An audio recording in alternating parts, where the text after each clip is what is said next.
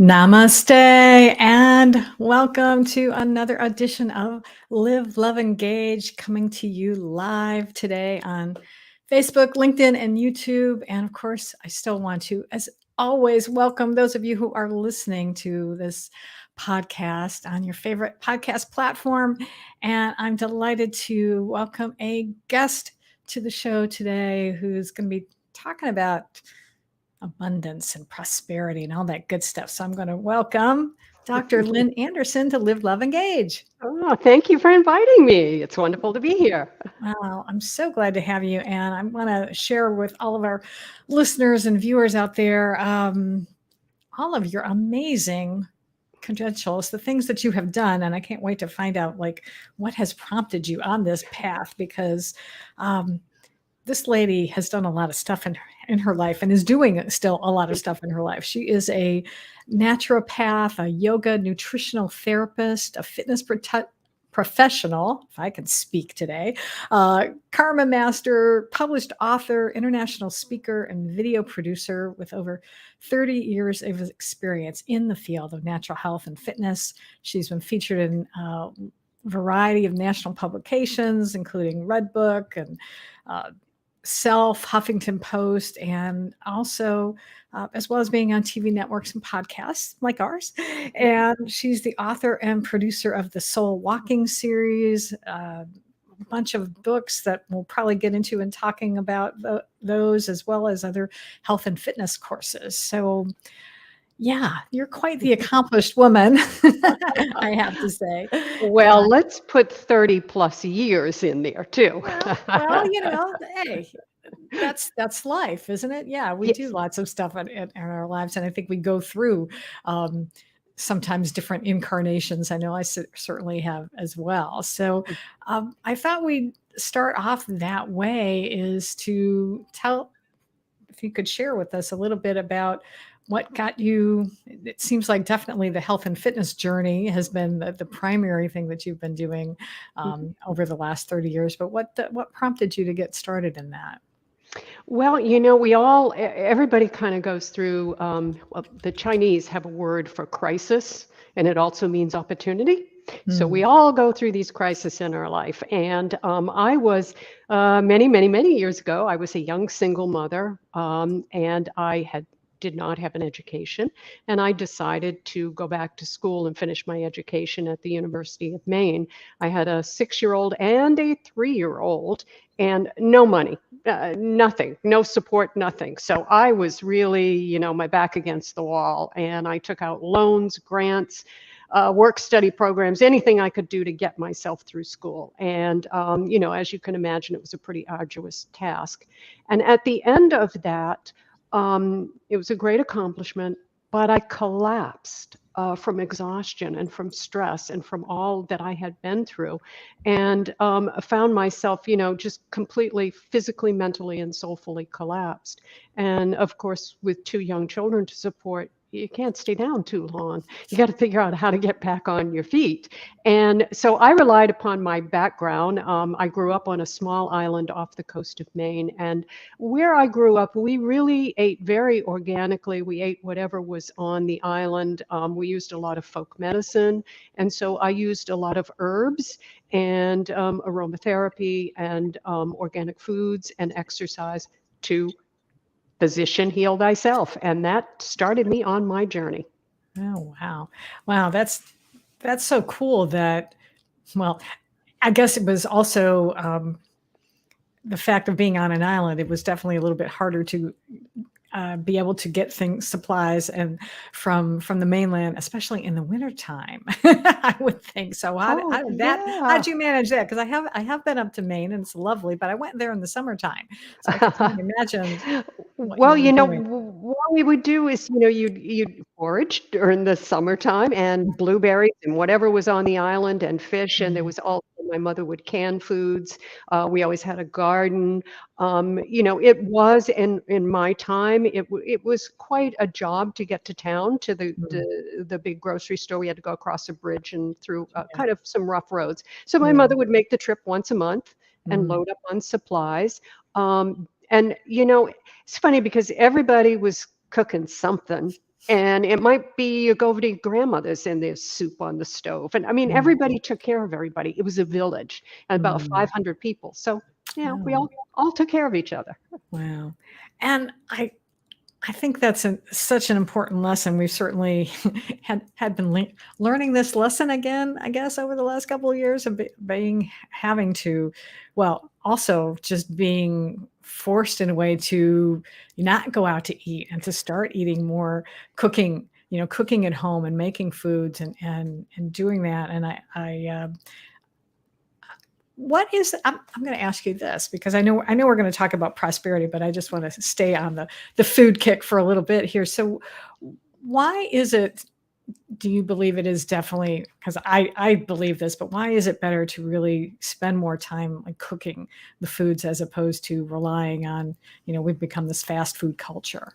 hmm Well, there's a number of different things. Actually, I teach a course on nutrition. It's called the Yoga of Nutrition. And yoga has a branch called Anamaya Kosha, and it is a branch of yoga devoted to how and what we eat, because we are Mm, how and what we eat. mm, And if you think about it, when you are at home, you have a lot more control over what goes into the food, how the food is handled, and what you are eating, as opposed to when you go out to a restaurant. I mean, let's be honest, you're taking your chances when you go out, yeah, and you don't know if the cook is angry that day or if they don't really care about keeping things clean.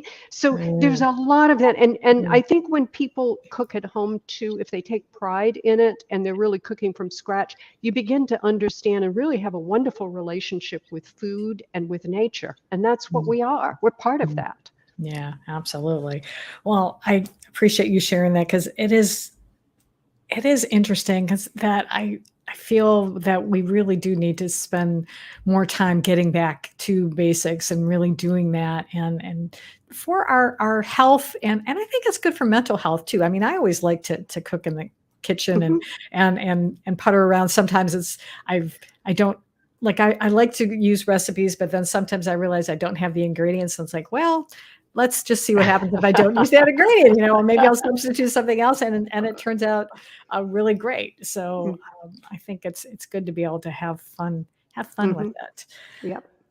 So I know we wanted to talk. One of the things you wanted to talk about when I had you come on the show, and I loved the idea of it, was to prosper with a purpose. And so, what does that mean? Actually, let's kind of start there, and then you can maybe share a little bit about how we go about doing that. So, what do Okay. you mean by that? Well, this is kind of an offshoot from karma. And as you mentioned, I am a karma master. And a karma master is someone who has practiced and studied, written about, and taught karma. And it's entirely for a long amount of time. And I've been doing it for over 25 years. So a lot of my books, the basis is karma. And when we move into prosperity, that's just another level of karma. And Mm, karma teaches us cause and effect. So if you want a certain effect, you have to look at the cause. If you want to prosper in the world, you have to look at what brings about that prosperity. And what karma teaches us is there are 4 things that we should aim for every day. Now, I'm going to tell you these 4 things, but we have to be really careful with not taking too literal the definition. And okay. the 4 aims are, if we get up every day, and think about this for a minute, if you had these 4 things in your life every day: wealth, pleasure, harmony, and liberation, which means free will and choice. If you Mm, had those things come into your life and they were part of your daily life, you would be a very prosperous person. mm. That's the essence of it. Oh, I love that. Yeah, and wealth doesn't always have to mean necessarily money either, does it? No, I Mhm. recently, and it'll give you kind of an idea about wealth. No, it Yeah. doesn't mean money. The other day I met someone and we were in a conversation and she shared something with me, and it was kind of a missing piece to something I was trying to put together myself. And I had that eureka moment. Mm, Aha, that's the piece. And I said to myself, wow, I just got wealthy.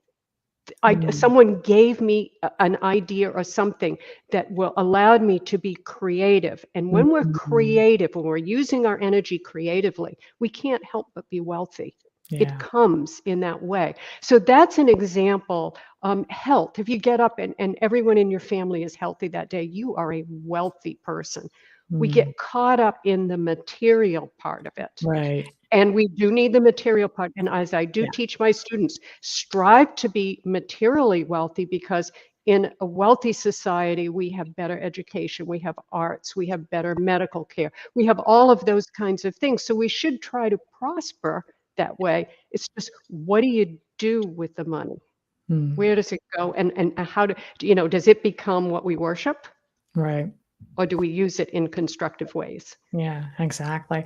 So so you're telling us that we, could focus on those four things. Are there specific, um, tips or something to be able to help someone to be able to then do that? I mean, are there any techniques or something that you tell your clients and share with them about those? Well, it's awareness. It's awareness. So if you Okay. if you think about those four things, we all have little moments of pleasure throughout our day, and they slip right past us because we don't appreciate them. We don't Mm, stop and appreciate. My little granddaughter, I have a little 4-year-old granddaughter, and she'll come over and play with me, and it's the most fun and pleasurable part of my day. And I appreciate it for what it is. It gives me great pleasure. So it's looking for the little things. We're always looking for those big things every day, and nobody's going to in one day become a millionaire in one day of this process, or find ultimate pleasure and harmony. It's a consistent thing every day where you put your focus. Where you put your focus, karma. Where you put your energy is what you will get. The effect comes from the cause. mm. Awesome. Now, I wanted to ask you a little bit too about this soul walking series. So does that kind of fit into what you're talking about as well, and maybe share a little bit about that? Yeah. Well, the Soul Walking series is my karma book and my prosperity book and my vitality book. So those books come Okay. into the series. And the Mm, series is really about taking a couple steps back and connecting with your soul and learning to walk on this earth from the soul's perspective, because the soul's perspective is objective. It's humans that put the emotion in the body and the mind. Those are the things, the soul observes, and the soul mm, is here to observe, to gain wisdom, and to try to help you correct your karma or work it through. But most of us are living up here. Then if we're lucky, we kind of drop down to the body, but we're mostly up in the head, and we don't, yeah. so you try to get the body and mind connected, but then there's the soul too. So the Mm, soul walking really is, according to karma, that's why you're here. mm, You chose this body, you chose this life, you chose all of this for your soul. mm. And actually, that brings me to another question because you've been using the term karma, and I know sometimes people think of it more in terms of like, oh, karma, that's going to come back and bite you. So, what's your definition of karma? Well, karma is simply, it is not about good and bad, because that's judgment. And it's a very Mm, pop culture to say, oh, that's bad karma, that's good karma. It's not. right. Karma doesn't, it's not judgment. Karma is work. And it means Mm, cause and effect. If you don't like the effect of something, look to the cause and work on it, because karma is about you. And I'll give you an example. If I go out and I steal something, I'm a thief. mm, Now, I may never, ever, ever get caught, but I have to carry that in my consciousness. I have to mm, carry that with me. And I will act and react in different ways, because maybe I'm going to be afraid the rest of my life I'm going to get caught for that. So I'm mm, going to do, and there I set a negative karma. mm. So and Yeah. I may never get caught. So it's not like if I go out and I steal something, bad things are going to happen. I may skate through life or appear that way. But Right. what's going on? And when that stuff's going on in there, what kind of havoc is it doing to my body? What kind of Mm, stress? So that's an example of how, karma Yeah. works. Yeah, that's interesting. And especially putting it in relation to how it's going to affect the body, because you think about, you'll see people sometimes that outwardly seem very successful, but at the same time maybe they're overweight, or who knows, maybe they're having other issues, physical ailments that aren't necessarily readily apparent to someone, but yeah, it may be because of that karma. Mm-hmm. I Yep. like that. Yep. So, if someone's listening to this and wants to start doing what you're saying, is there any way that they could get it wrong? Get it wrong? Yeah, yeah. We get it wrong all the time. Ah, We're always having to correct, correct, correct. And as I remind my students, here it is. It's practice, practice, practice. And just when you think you've got it, practice some more, because that's the way it is. I mean, I've been practicing this for over 25 years, and I still have to work every single day on my karma. So it's not about good or bad, right or wrong. It's about observing. If I do something and it is not serving my body, my mind, and my soul, serving my highest, then it's up to me to observe that and try to work it through and change that. hmm. But that's easier said than done. Yeah. Yeah, yeah, yeah, yeah. Yeah, for sure. Um, what would be actually, yeah, so let's talk about that a little bit. So what would is there something that would trip up people, and maybe that they need to be maybe uh, mindful of, or something, and to be able to, yeah, deal with that? Yeah, in karma, there are four great passions, and everything comes from those four great passions. And one of them is anger. Yeah, Mm, we can all relate to that. Everybody's had the experience of anger. And that's not a bad thing. That's a human experience. And we experience that with the opportunity that we can also understand kindness. So, mm, they're two sides of the same coin. And we need to have that experience of anger, or we would never really understand kindness.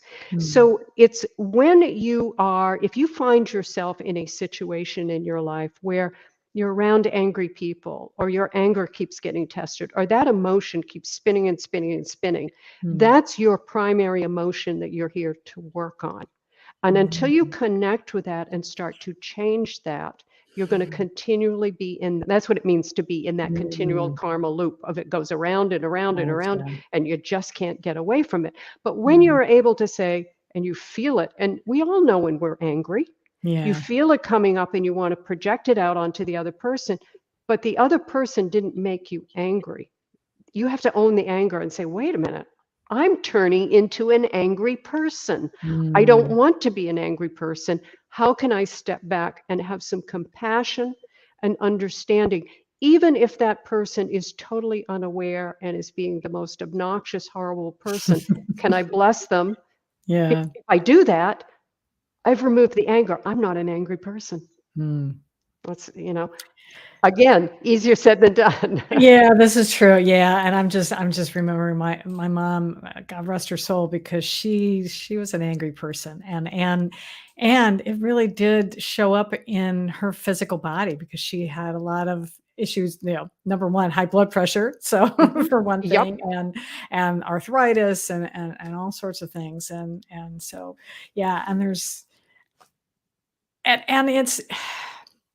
it's hard because there's only so much you can do. You can help people, but ultimately they have to make these decisions for themselves. They have their own karma to work out, I guess, right? That that's it. Yeah. And you have to bless that they are on their karmic path. And Mm, everybody's path is unique. And just because someone is a multimillionaire and has all kinds of money and all the bells and whistles doesn't mean that they're happy. yeah. I have many clients that I've worked with who are very wealthy people, and they were miserable. Mm. Absolutely miserable. And I've worked with people who really didn't have much, and they were the happiest people in the world. So really, material things are meaningless Mm. unless, it begins with you. Now, and again, I go back to there's nothing wrong. And this is where people get it mixed up. They think, well, if I have to be a yogi and I have to be spiritual, I have to live this very austere life. I can't have material. No, make as much as you can. get as rich as you can and support education, art, support, Exactly. healthcare, support Yeah, helping those that are less fortunate. Use that, to create a wealthy society. Because if you look at a poor society, they don't have those things. that's right. Yeah, So, you know, absolutely. yeah. Yeah. Yeah, it's because that's it. You can do so much more with money when you have it than when you're, just living paycheck to paycheck. Then it's harder to do. And I believe that sometimes even if you can still give a little part of it away to somewhere that is gonna help create a little bit more circulation back in your life as well. Yeah. Absolutely. Yeah, I mean, Mm. you get what you give. Right. And karma always teaches us that if you have more comes into your life than you really need, give back. That's what we're here. We're here to give. Mm. Yeah. And that's a way to show love as well, by Yeah. doing that. So which is what we need more of in this world, a little bit Mhm. more love. Uh, what's a commonly held belief that you passionately disagree with? Maybe even as it relates to either health or karma? Well, Um, I guess it's that, I'll attend to it tomorrow. I'll take mm, care of it tomorrow. Procrastination, you ah, know, because, you have to pay attention to what's going on today. There's a line from a movie, and it says, live your life as if today was your last day, and one day you're going to be right. mm, And that kind of penetrates me. It's like you have to live your life as if this is the last day, grabbing as much of it as you can, but also hoping to live a long and healthy life. So I think it's when people tend to think, well, I don't need to pay attention to that. Someone else will do it, or I'll get to it tomorrow. That's when we can kind of get ourselves in trouble. yeah, definitely. Um, what are you curious about right now? How to write a novel.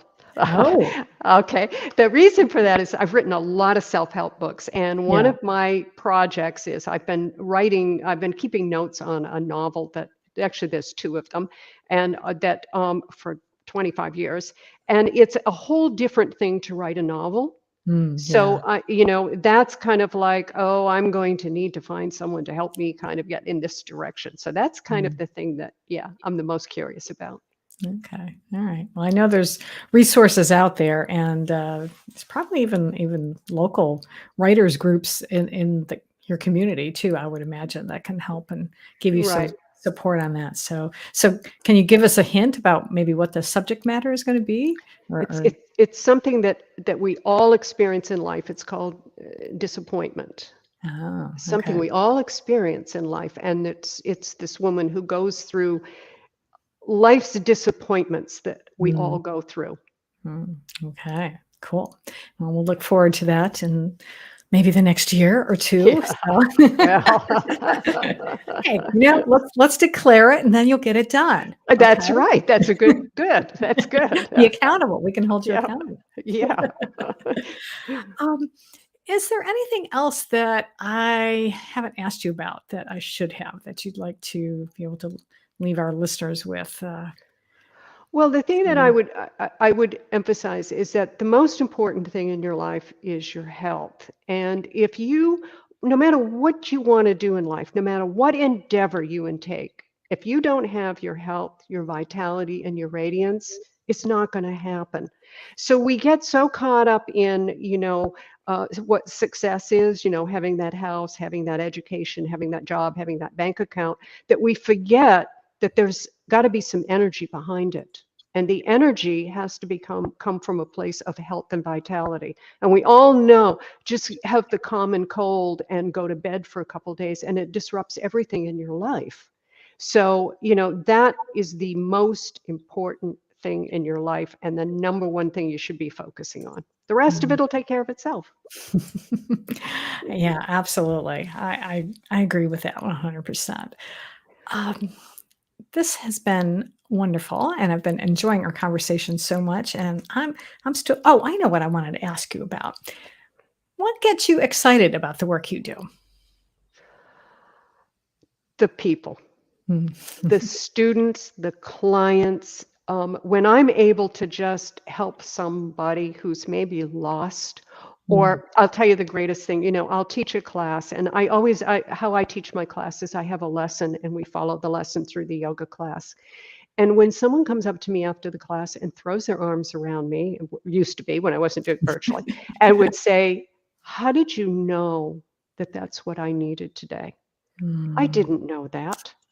But I brought that, and it's like, and there's a smile on their face. Sometimes there's tears coming down, but Yeah. you know that you did something, and there's no amount of money that you can place on that feeling. So that's really the most wonderful feeling. It really is. Oh, that's excellent. Yeah, it is great when you can help clients and you see them really succeeding and or getting something, finally, like really understanding it. That is Hmm. a wonderful feeling.